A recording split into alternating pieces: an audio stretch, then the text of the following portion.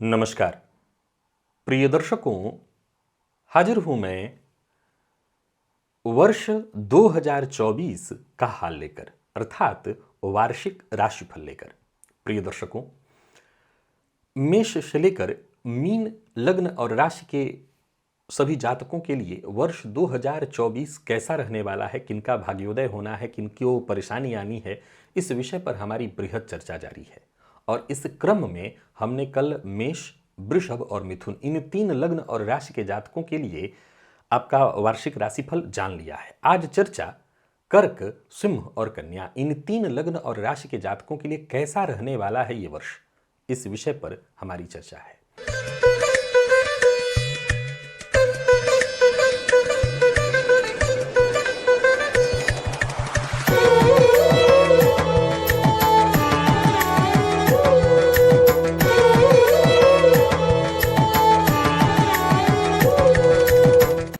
प्रिय दर्शकों, प्रारंभ में ही बता दूं, यह राशिफल मैं आपको आपके लग्न और राशि दोनों के आधार पर बता रहा हूं।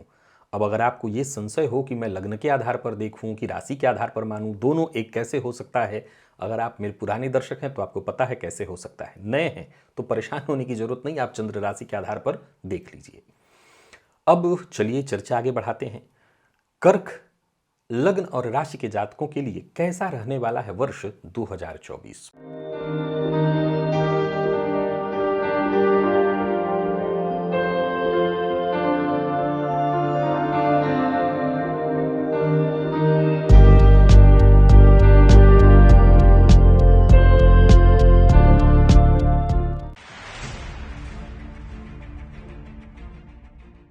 प्रारंभ में ही बता दूं, मानव जीवन की कुछ मुख्य आवश्यकताएं हैं जिनसे वो घिरा हुआ है और इन्हीं के मध्य वो घूम रहा है।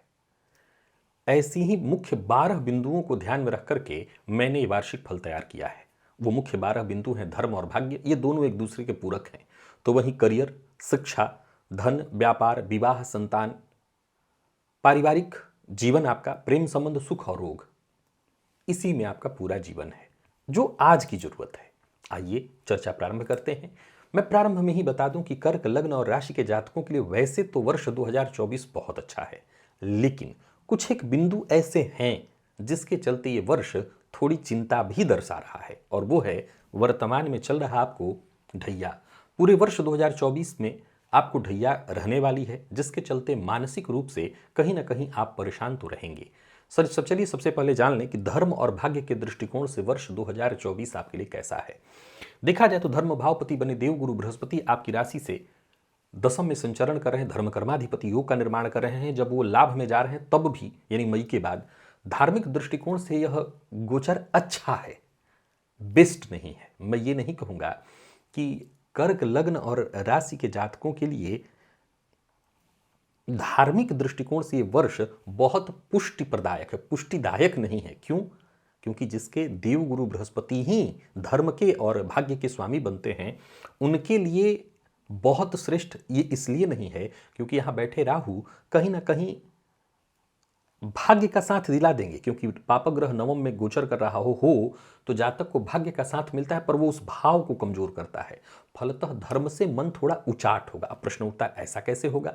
वो इसलिए ऐसा होगा क्योंकि वर्तमान में जो आपको शनि की ढैया चल रही है, शनिदेव की तीसरी दृष्टि कर्म भाव पर है, द्वितीय भाव पर है, पंचम पर है।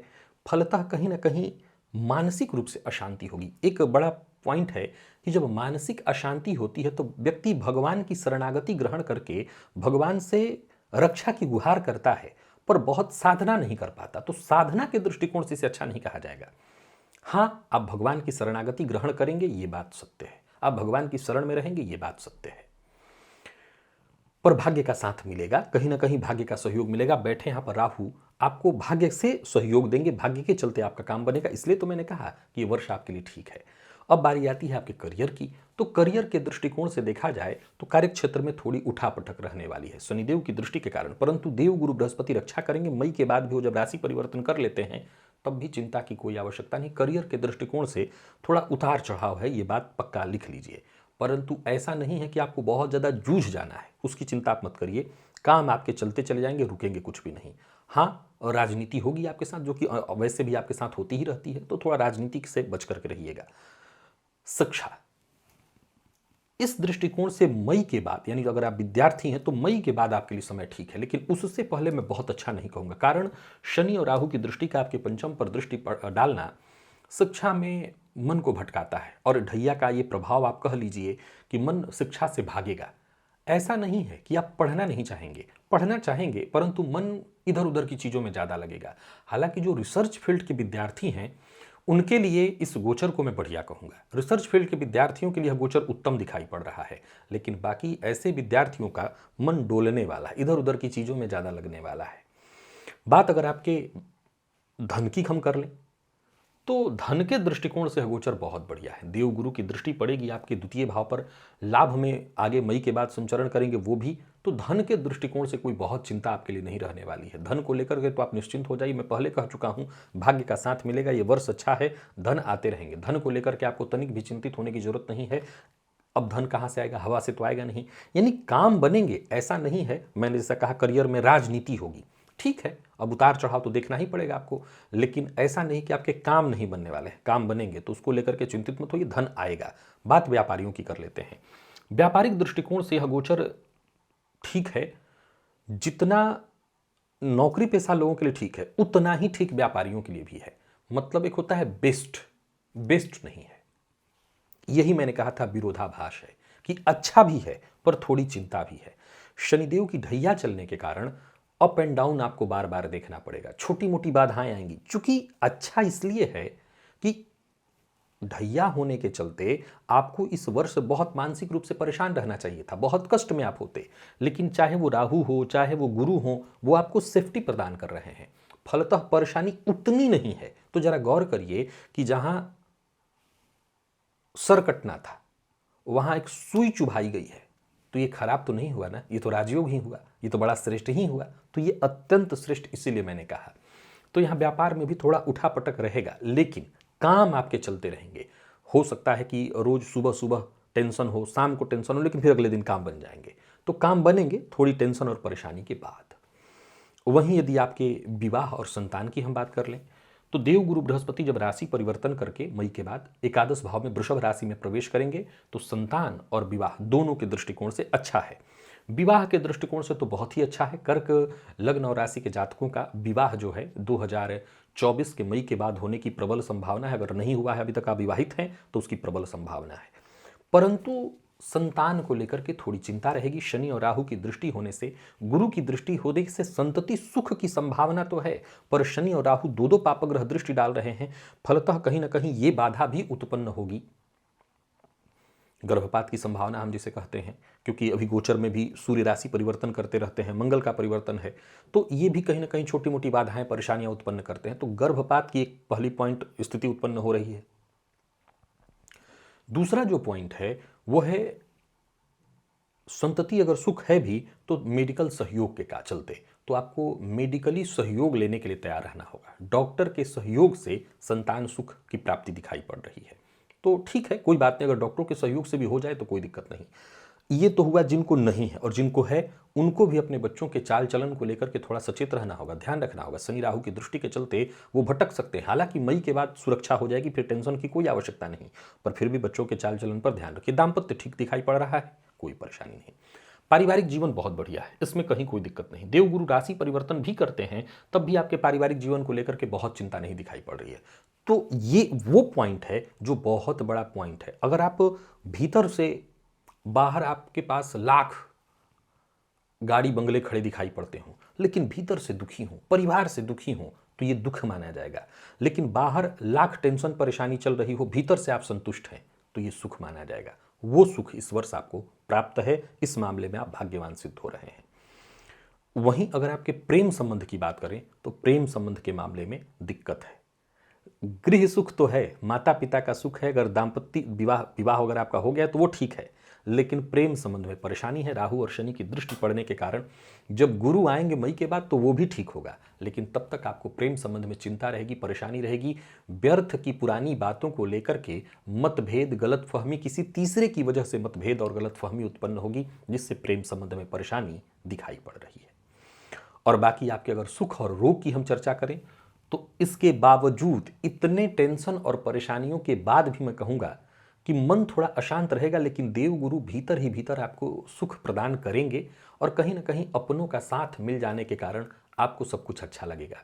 रोग के मामले में पेट का ख्याल रखिएगा, पेटजन्य रोग की संभावना है। पिता के स्वास्थ्य का ख्याल रखिएगा, बाकी आपके स्वास्थ्य में ऐसे कोई विशेष परेशानी मुझे नहीं दिखाई पड़ती। शनिदेव अष्टम में आयु वृद्धि करते हैं, वैसे कोई बड़ा रोग नहीं देते हैं वो, तो स्वास्थ्य में कहीं कोई ऐसी विशेष चिंता नहीं दिखती है। पंचम पर इन दो ग्रहों की दृष्टि के कारण पेटजन्य रोग की संभावना है। जिन लोगों को मधुमेह इत्यादि पहले से है वो थोड़ा सा अपने स्वास्थ्य का जरूर ख्याल रख लें, मधुमेह से कहीं कोई परेशानी न बढ़ जाए, तो इतना ध्यान रख लीजिएगा। बाकी ऐसे कोई बहुत बड़ा रोग नहीं होने वाला जो आपको चिंतित कराए। अब हम अंत में एक निचोड़ पर आ जाते हैं कि कैसा है वर्ष 2024 कर्क लग्न और राशि के जातकों के लिए। फिर उस पॉइंट को दोहराता हूं, बहुत बढ़िया। जो थोड़ी बहुत परेशानी है वो हनुमान जी की आराधना से दूर हो जाएगी। सो आप हनुमान जी की शरणागति ग्रहण किए रहिए, पीपल वृक्ष की जड़ को जल से सींचिए, हनुमान जी के मंदिर में जाइए, उनका दर्शन करिए, हनुमान जी के मंदिर की 3 प्रदक्षिणा शनिवार और मंगलवार को करते रहिए। और मानसिक अशांति, चिंता, परेशानी ज्यादा हो तो प्रत्येक सोमवार को शिवलिंग पर दूध अर्पित करिए, इससे आपको फायदा मिलेगा। तो ये मुख्यतः इतने ही उपाय हैं जिससे आपको कर लेना है, और इन उपायों को करके मैं दावा करता हूं आप इस वर्ष को अत्यंत श्रेष्ठ बना लेंगे। सिंह लग्न और राशि के जातकों के लिए कैसा रहने वाला है वर्ष 2024? सबसे पहले बता दूं कि जीवन के मुख्य 12 बिंदु जिसे मैंने नोट कर रखा है और उसी के आधार पर यह वार्षिक राशिफल मैंने आपके लिए तैयार किया है। और वो मुख्य बिंदु हैं कौन कौन? तो वो हैं धर्म, भाग्य, जो दोनों एक दूसरे से जुड़े हुए हैं, करियर, शिक्षा आपकी, धन, व्यापार, विवाह, संतान, पारिवारिक जीवन, प्रेम और सुख और रोग। तो यही 12 बिंदु हैं जो हमारे जीवन के इर्द गिर्द घूम रहे हैं और इसी के इर्द गिर्द हम घूम रहे हैं। देखा जाए तो वर्ष 2024, पहले ये जान लीजिए कि राशिफल मैं आपको आपके लग्न और राशि दोनों के आधार पर बता रहा हूं। अगर आपको बहुत संशय हो, न समझ में आए, तो चंद्र राशि के आधार पर देख लीजिएगा। मोटा मोटी पहले तो ये बता दूं कि वर्ष 2024 सिंह लग्न और राशि के जातकों के लिए बढ़िया है। कहीं कोई बहुत चिंता वाली बात नहीं दिखाई पड़ती। जो चिंता है वो कहां से आ रही है उसे भी मैं समझाऊंगा अब आपको। चलिए चर्चा प्रारंभ करते हैं। सबसे पहली चर्चा है भाग्य और धर्म की। देखा जाए तो देवगुरु बृहस्पति का आपकी राशि से नवम में गोचर करना ये बताने की आवश्यकता नहीं कि धार्मिक दृष्टिकोण से और भाग्य के दृष्टिकोण से यह वर्ष आपका था, आपका है, मई तक तो आपका ही है। इसके बाद भी देवगुरु बृहस्पति जब राशि परिवर्तन कर जाते हैं तब भी कहीं कोई दिक्कत नहीं, क्योंकि वो आपके लिए देखा जाए तो अष्टमपति और पंचमपति बनकर के दशम में गोचर करेंगे। मई के बाद भी देवगुरु बृहस्पति का जो परिवर्तन है वो आपके हित में ही है। कुल मिलाकर के देखें तो देवगुरु बृहस्पति इस समय आपके लिए विशेष छत्र छाया किए हुए हैं और इनकी कृपा से यह वर्ष अभी आपके लिए बढ़िया चल रहा है और मई तक तो बहुत बढ़िया है। इसके बाद की स्थिति भी अच्छी है। अब बारी आती है शनिदेव की, जो कि सप्तम में बैठ करके शश महापुरुष योग, और राहु की जो कि अष्टम में गोचर कर रहे हैं। अष्टम के राहु को खराब नहीं कहा जाएगा क्योंकि केतु द्वितीय में कारक होते हैं, तो जब केतु द्वितीय में कारक होंगे तो अष्टम में राहु भी कारक हैं।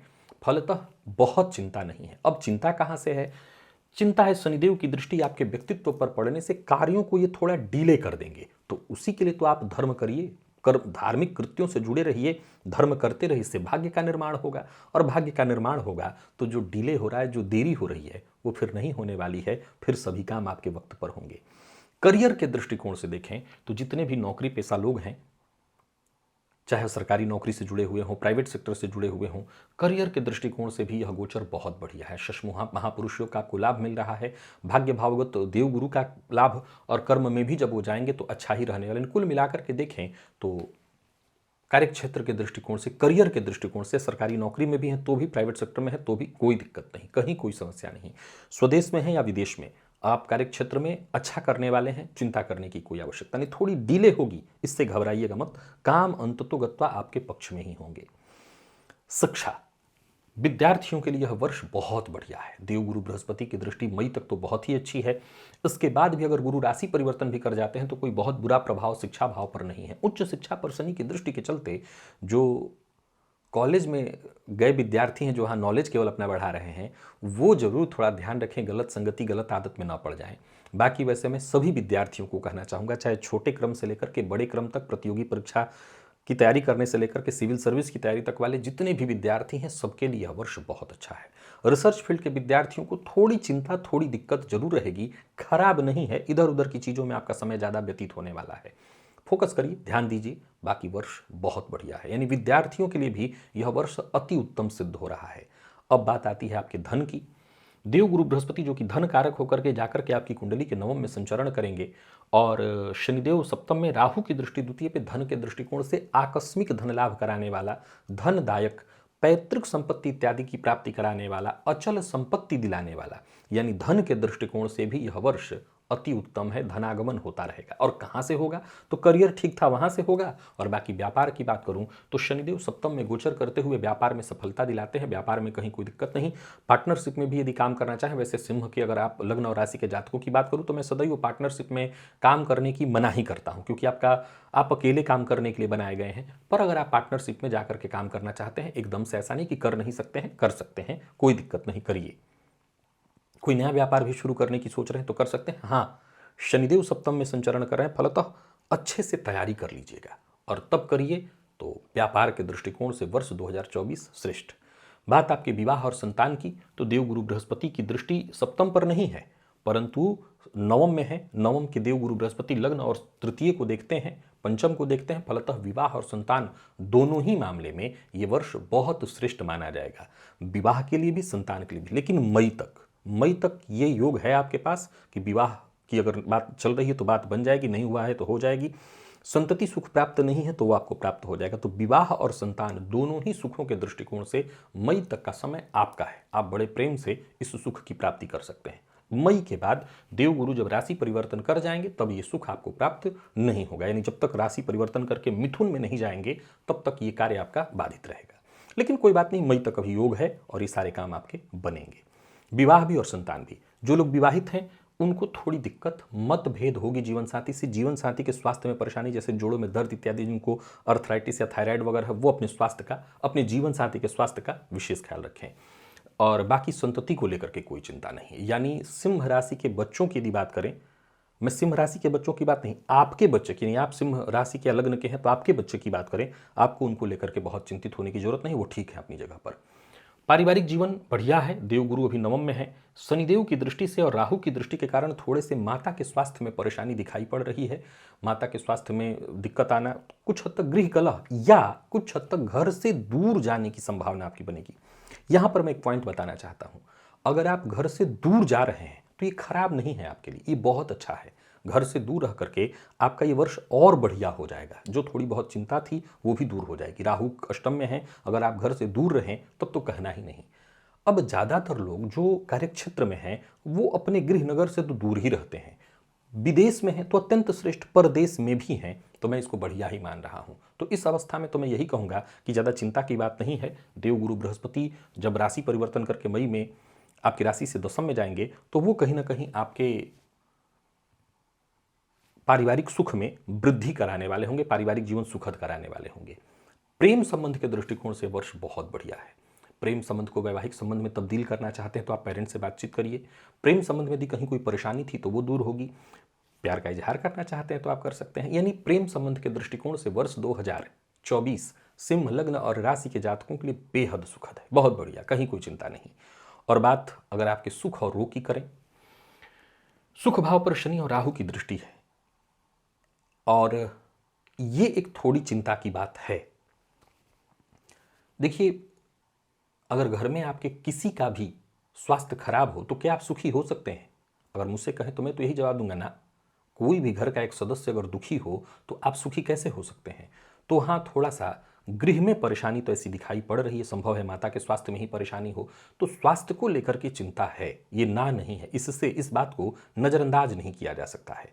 तो माता के स्वास्थ्य को लेकर के थोड़ी चिंता दिखाई पड़ रही है, इस बात को लेकर के ध्यान रखना होगा। और एक और पॉइंट है, सुख हमें कैसे मिलता है? सुख हमें अपनों से मिलता है, माता, मित्र, समाज के लोग, अगल बगल के लोग। तो इस गोचर में थोड़ा सा अपने मित्रों से भी सचेत रहिएगा। जब तक गुरु राशि परिवर्तन नहीं कर जाते हैं मई में जब परिवर्तन कर जाएंगे तो ये आपकी परेशानी दूर हो जाएगी, लेकिन तब तक आपको बहुत सचेत रहना है। मित्र धोखा दे सकते हैं, तो इसका आपको ख्याल रख लेना है। बाकी कहीं कोई दिक्कत नहीं। रोग, इस गोचर काल के दौरान मुझे कोई बहुत बड़े रोग में आपको मैं नहीं देख रहा हूं, लेकिन राहु और केतु का दूसरे और 8वें से संबंध पाइल्स या पेट से संबंधित कुछ परेशानियां उत्पन्न कराता है। जिन लोगों को पूर्व से ही कोई दीर्घकालिक बीमारी है, जैसे ब्लड प्रेशर है या हार्ट के आप पेशेंट हैं, तो आपको अपने स्वास्थ्य का ख्याल रखना होगा। माता के स्वास्थ्य का ख्याल विशेष रूप से रखिएगा। इस गोचर काल के दौरान माता के स्वास्थ्य में परेशानी दिखाई पड़ रही है। सिंह लग्न और राशि के जातकों की, विशेषकर राशि के जातकों की बात करूं तो 7.5 इत्यादि आपको नढ़ैया कुछ भी नहीं चल रही है। हर तरह से समय बढ़िया है।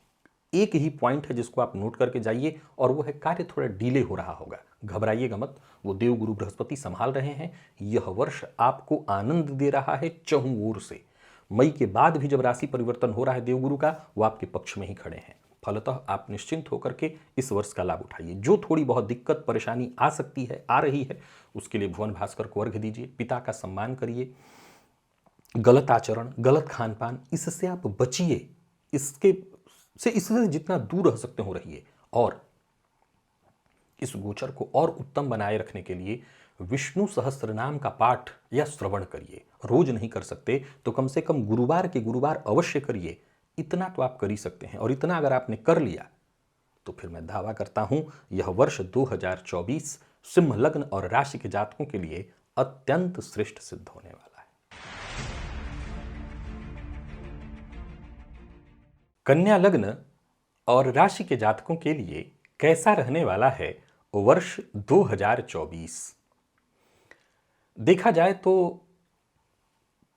वर्ष 2024 मोटे तौर पर मैं आपके लिए 80% लाभप्रद और 20% मानसिक अशांति और परेशानी वाला बताऊंगा।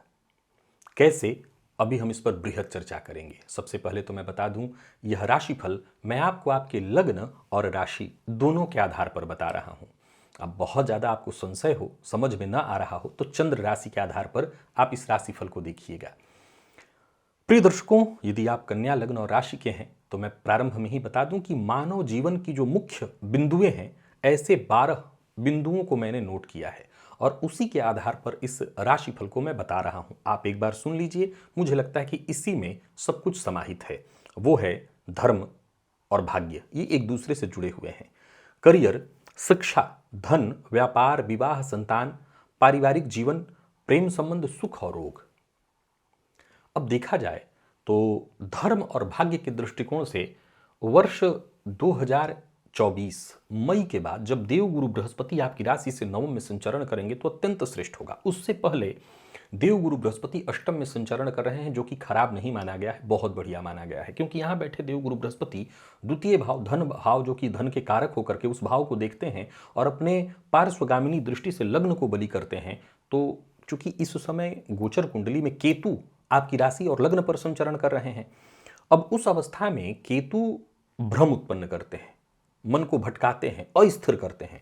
वहां देवगुरु बृहस्पति की ये पार्श्वगामिनी दृष्टि बहुत आपकी सुरक्षा करने वाली सिद्ध होगी। तो ये बहुत बड़ा पॉइंट है। अब देवगुरु बृहस्पति जब मई के बाद राशि परिवर्तन करेंगे तो धर्म में विकास होगा, धर्म का विकास होगा। धर्म से आप जुड़ेंगे, और धर्म से जुड़ेंगे तो सीधी सी बात है, भाग्य तो आपका बढ़ने ही वाला है, भाग्योदय तो होने ही वाला है। तो इसका यह मतलब नहीं है कि मई के बाद ही भाग्य का साथ मिलेगा, उससे पहले नहीं मिलेगा। मई के बाद ज्यादा मिलेगा। और भी कुछ कारण है, जब मैं आगे चर्चा बढ़ाऊंगा तो आपको समझ में आएगा।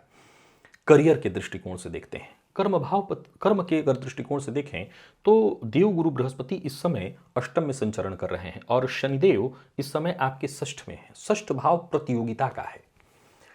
ऐसा कोई व्यक्ति जो प्रतियोगिता कर रहा हो, निरंतर पुरुषार्थ कर रहा हो, संघर्ष कर रहा हो ही नहीं सकता कि वो कार्यक्षेत्र में सफल ना हो। तो कार्यक्षेत्र के दृष्टिकोण से, करियर के दृष्टिकोण से यह समय बहुत बढ़िया है। कन्या लग्न और राशि के जातकों को वर्ष 24 में ढैया नहीं है, 7.5 नहीं है, न शनि राशि से पंचम है, कहीं कोई चिंता की बात नहीं है। षष्ठ में संचरण कर रहे शनि वर्ष पर्यंत यही रहेंगे। अगर वक्री हो भी रहे हैं तब भी इनका प्रभाव आपके लिए बड़ा ही उत्तम दिखाई पड़ रहा है। फलतः शनिदेव षष्ठ में गोचर करते हुए हर तरह से आपके लिए बहुत बढ़िया है। कार्य क्षेत्र में ये आपको लगातार सहयोग करेंगे। यहां तक कि अगर आप विदेश जाना चाहते हैं, विदेश में जाकर के काम करना चाहते हैं, विदेश से जुड़ करके काम करना चाहते हैं, वहां भी आपको शनिदेव का सहयोग मिलेगा। तो आप सरकारी नौकरी से जुड़े हैं तो, प्राइवेट सेक्टर से जुड़े हैं तो, दोनों के लिए कहना चाहता हूं, कार्य क्षेत्र के दृष्टिकोण से, आपके करियर के दृष्टिकोण से ये समय अति उत्तम है, आपके लिए बेहद श्रेष्ठ है। इस समय का आप भली भांति लाभ उठाइए। शिक्षा विद्यार्थियों के लिए वर्ष 2024, आप किसी भी फील्ड के विद्यार्थी हैं, मेडिकल फील्ड के हैं, लॉ फील्ड के हैं, आप सिविल सर्विस की तैयारी कर रहे हैं, आप आईटी फील्ड की तैयारी कर रहे हैं, शिक्षापति षष्ठ में संचरण कर रहे हैं और देवगुरु बृहस्पति अष्टम में, जो रिसर्च फील्ड के विद्यार्थी हैं, जो प्रतियोगिता फील्ड के विद्यार्थी हैं, उनके लिए तो अति उत्तम है ये समय, बहुत ही बढ़िया। वहीं मई के बाद बाकी सभी विद्यार्थियों के लिए समय और अत्यंत श्रेष्ठ हो जाएगा। तो इसको हम वर्ष को 2 भाग में, इसलिए मैंने कहा था 80% बहुत बढ़िया, 20% में थोड़ी चिंता है। अब जरा समझिए, हम मई से पहले तक, अभी जनवरी फरवरी तक तो इधर वर्ष ही चेंज हो रहा है, तो जो छोटी कक्षा के विद्यार्थी हैं, मार्च अप्रैल आते आते तक आपकी परीक्षा होगी, ठीक है, जितनी तैयारी पहले की रही है सब ठीक है, थोड़ा सा मन भटकेगा, शिक्षा से मन इधर उधर जाएगा, लेकिन जैसे ही देवगुरु राशि परिवर्तन करेंगे, शिक्षा के दृष्टिकोण से वर्ष 2024 कन्या लग्न और राशि के जातकों के लिए अत्यंत श्रेष्ठ हो जाएगा। लेकिन मई से पहले पीएचडी वालों के लिए, आगे भी पीएचडी इत्यादि जो कर रहे हैं, रिसर्च कर रहे हैं, उनके लिए बहुत बढ़िया है। और प्रतियोगिता परीक्षा किसी भी फील्ड की, चाहे आप किसी भी फील्ड की, सिविल सर्विस से लेकर के बैंकिंग, पीओ तक, आप किसी भी तरह की नौकरी की तैयारी कर रहे हों, सफलता है आपको चिंता करने की जरूरत नहीं। धन के दृष्टिकोण से बता चुका हूं, देव गुरु बृहस्पति धनकारक होकर के धन भाव को देख रहे हैं, सो बहुत अच्छा। एक और पॉइंट यहां पर आप नोट कर लीजिए, चूंकि शनिदेव षष्ठ में संचरण कर रहे हैं, जो ऋण इत्यादि से रक्षा करते हैं।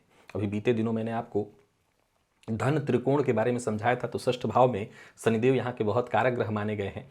हालांकि आगे के लिए नहीं, इस समय के लिए वहां पर आपको धन इत्यादि देंगे, कहीं कोई चिंता करने की आवश्यकता नहीं है। बाकी देवगुरु की दृष्टि जो है द्वितीय भाव पर पढ़ करके आपको धन धान्य से परिपूर्ण रखने वाली है, तो धन को लेकर के कहीं कोई चिंता नहीं करनी है।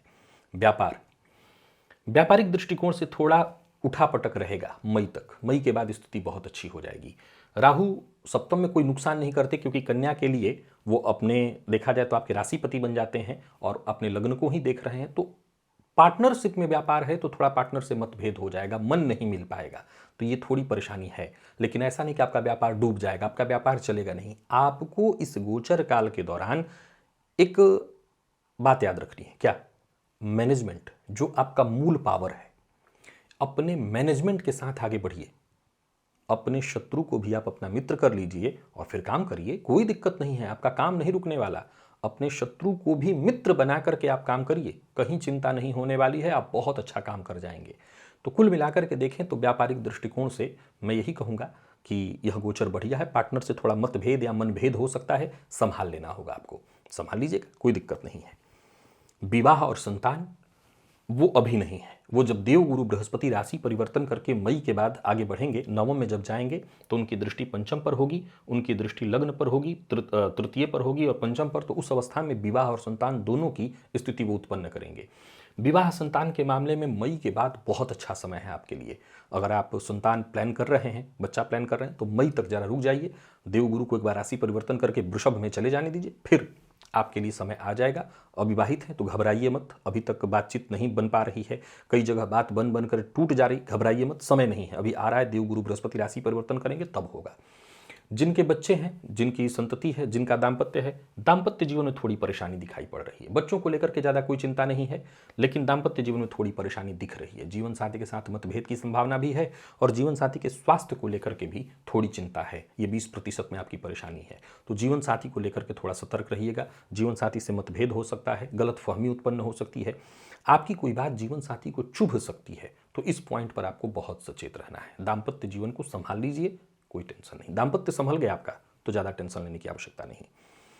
वहीं पारिवारिक जीवन की यदि बात करें तो पारिवारिक जीवन के मामले में बहुत बढ़िया समय चल रहा है आपके लिए। देवगुरु की दृष्टि चतुर्थ पर है, सो ये हर तरह से सुरक्षा देंगे आपको, और किसी भी पापक ग्रह की दृष्टि नहीं पड़ रही इस समय चतुर्थ भाव पर आपके, तो वो बहुत बढ़िया है।